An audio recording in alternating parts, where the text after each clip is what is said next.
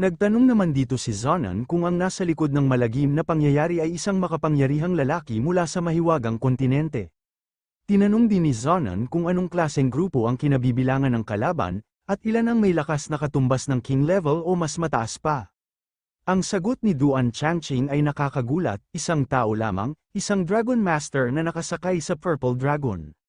Nagulat naman dito si Zonan kaya nagtanong ito kay Teacher Duan Gang kung totoo ba nga raw ang balita.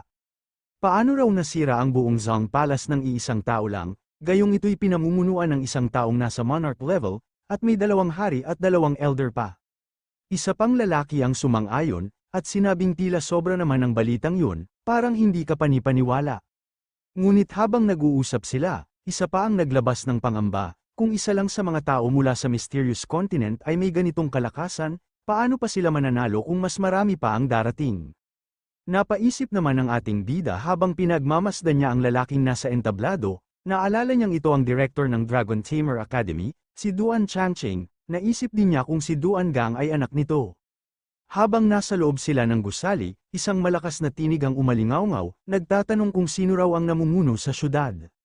Biglang napatingin si Nanling siya at ang mga kasamahan niya, halatang nabigla sa sigaw nito.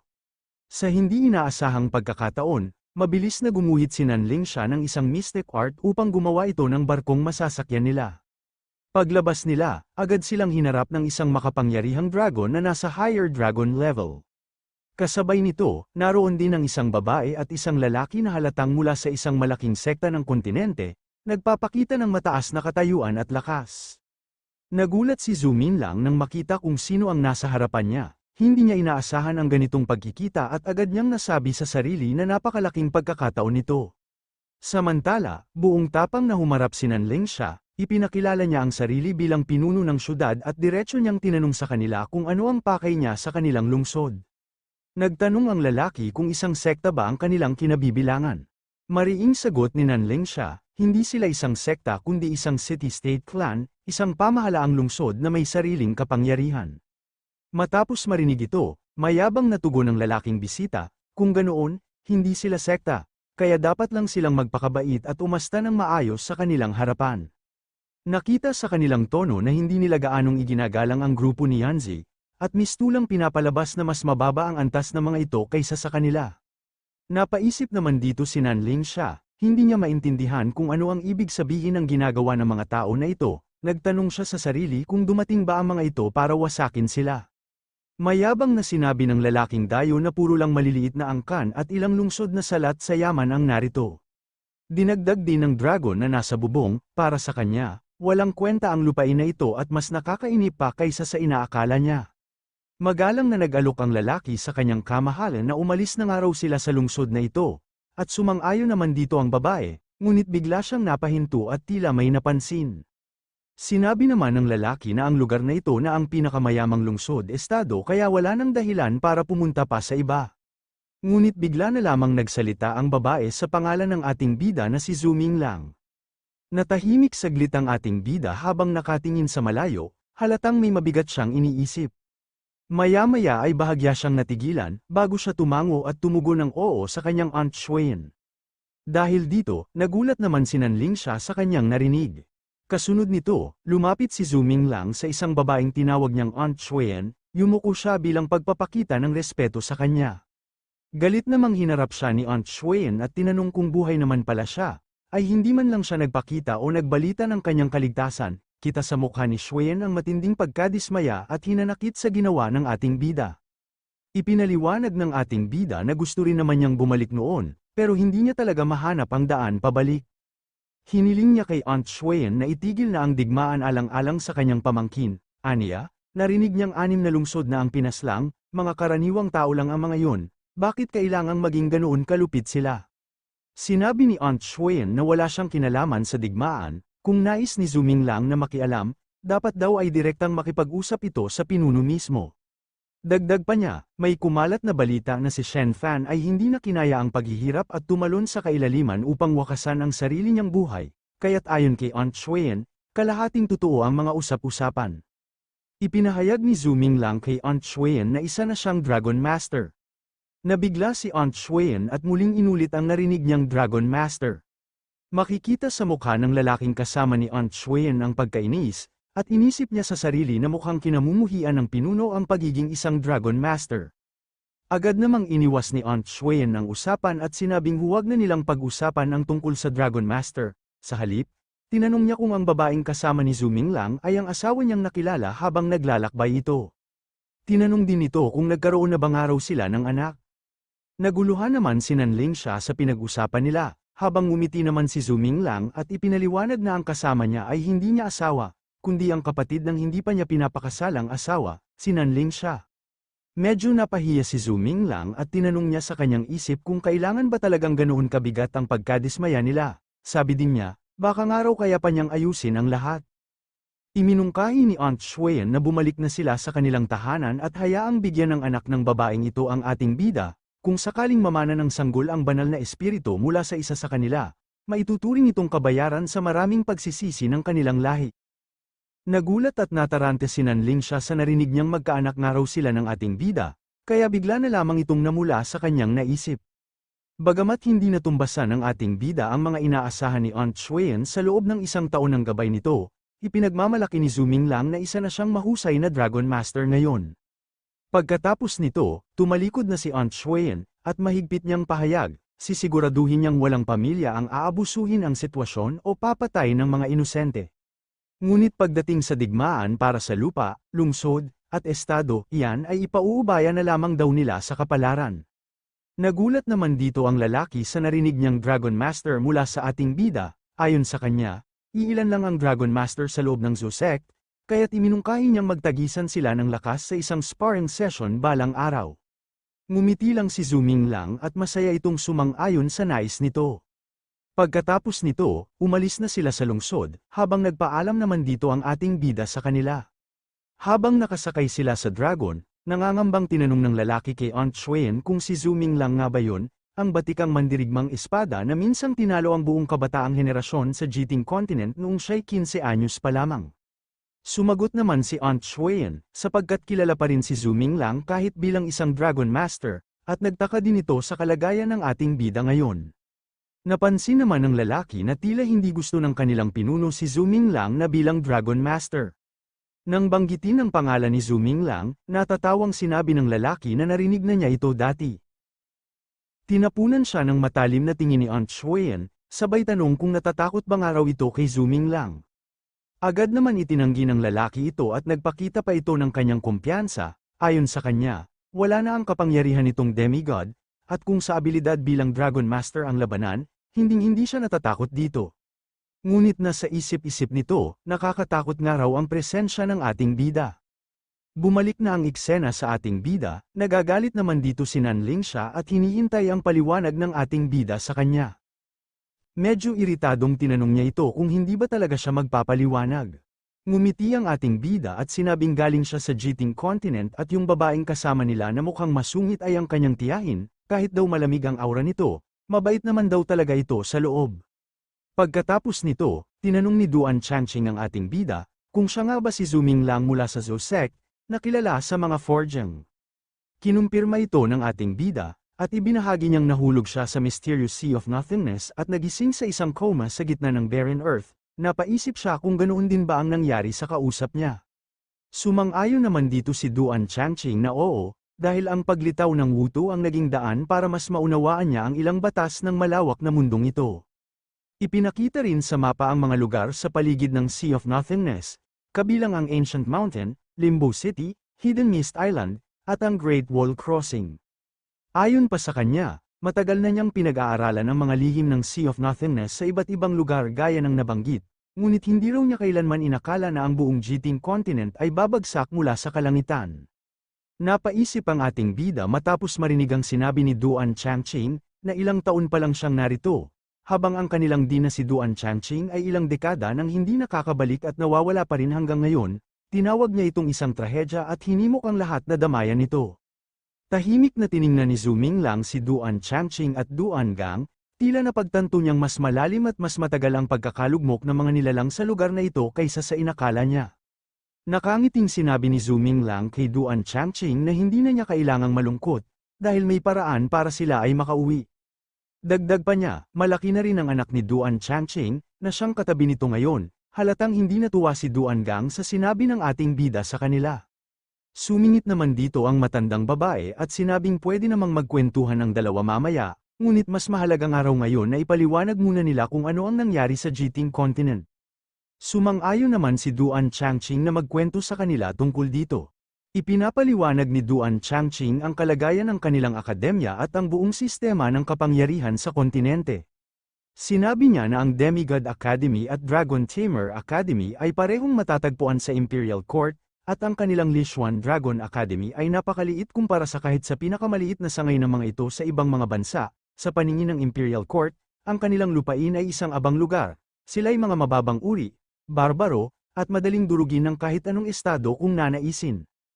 Pinaliwanag pa niya na may isang Imperial Dynasty na namumuno sa kontinente at lahat ng bansa ay kailangang sumunod sa mga batas nito kahit pa sila'y magkakabanggaan. Mayroon din daw ibang malalakas na kapangyarihan tulad ng mga clan, sekta, Dragon Palace, simbahan, at academy, pero hindi sila nakikialam sa digmaan ng mga bansa.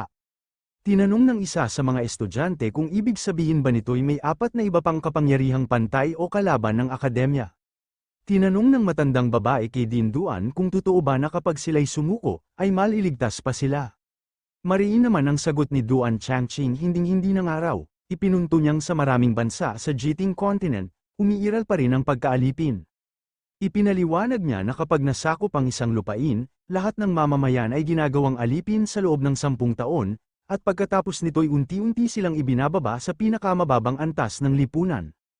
Ipinaliwanag ni Zhu Minglang na ang mga alipin ay walang proteksyon sa ilalim ng batas ng estado, hindi sila kinakanlong ng kahit anong angkan, at walang sinumang mananagot sakaling sila'y mamatay. Matapos marinig ito, nagtanong ang matandang babae ng seryoso, kung ganon, ano na ang dapat nilang gawin ngayon? Habang binibigkas niya ito, malinaw ang salitang, alipin, na lumitaw sa gitna ng matinding tensyon, na tila nagpapahiwatig ng mabigat na desisyong kailangan nilang harapin. Sinabi ni Duan Changqing, hindi na raw maiiwasan ang digmaan, kaya agad nang inutos ni Lianzi ang paggalaw ng lahat ng hukbo mula sa 4 na lungsod-estado at ipinwesto ang mga ito sa hangganan ng Changsha. Ayon kay Duan Changqing, kung hindi pa kikilos ang malalaking puwersa, may pag-asa pa raw silang labanan ang hukbo ng estado. Samantala, ang matandang babae naman ay naguguluhan, matagal nang hangarin ni Yanzi na magkaroon ng sarili nilang bansa. Naisip niyang baka matagal na itong naghahanda at alam na ang tungkol sa Jiting Continent, kaya't ngayong dumating na ang pagkakataon, handa na ito. Napagtanto ng mga estudyante na mali ang naging tingin nila kay Li Yanzi, hindi pala basta ambisyosa lang ito, may malawak pala siyang plano. Ngunit kahit pa magtagumpay si Yanzi sa pagtatatag ng sarili niyang bansa, naiisip nilang wala pa rin silang tunay na pinuno, at hindi sila saklaw ng proteksyon ng dinastiya, ibig sabihin, posibleng maging target pa rin sila ng mas makapangyarihang mga puwersa mula sa labas. Habang natatakot at naguguluhan ang mga estudyante, biglang nagsalita ang ating bida at sinabing may paraan siya para malampasan ang sitwasyon na ito. Lahat sila'y napalingon sa kanya, gulat sa posibilidad na may solusyon pala sa kinatatakutan nilang kapalaran.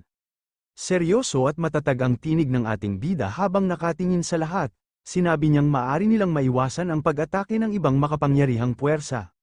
Nagulat naman dito ang matandang babae at napatanong kung paano yun posible. Seryosong ipinahayag ng ating bida na siya ay mula sa isa sa 6 na dakilang angkan.